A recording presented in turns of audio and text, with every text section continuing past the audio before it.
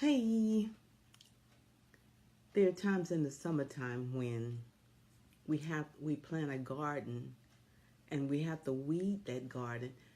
There are times in the summertime when we plant a garden and we have to weed that garden because we want to take the weeds out because they take away from the beauty of the garden.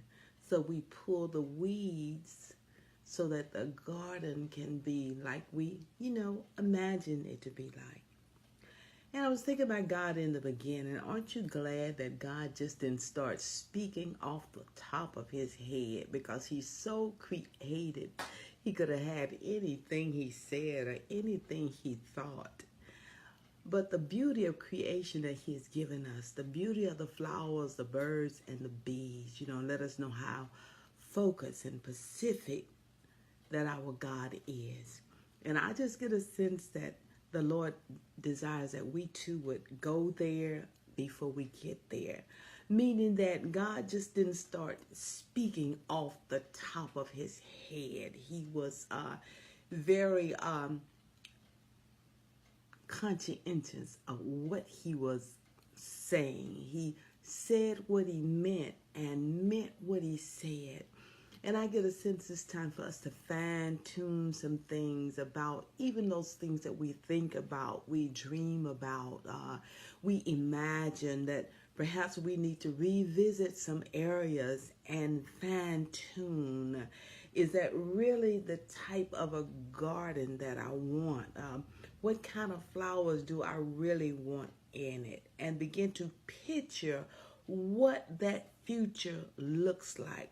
Picture what that business looks like. Picture what this next book is going to look like, sound like, read like. We want to pull up some weeds in the way and go there. And sometimes it may mean that we have to take a little pause for the cause and just think about where we're going and think about what it looks like. Think about that next shopping trip and where you want to go, the specific stores that you want to go to. And just imagine yourself going in there and then stopping perhaps at a restaurant for a cup of coffee or tea or your favorite beverage or cold drink or what have you. It's just good to plan ahead. Think ahead. Imagine, praise God.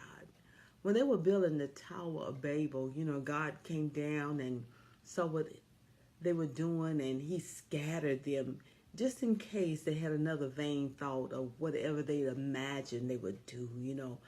Some imaginations are not good. Some things people can imagine are not good. But then there's the God factor. And God has given us an imagination for a purpose. And we can begin to imagine and think on those things that are good and pure and are just and a good report. Those things that are lovely.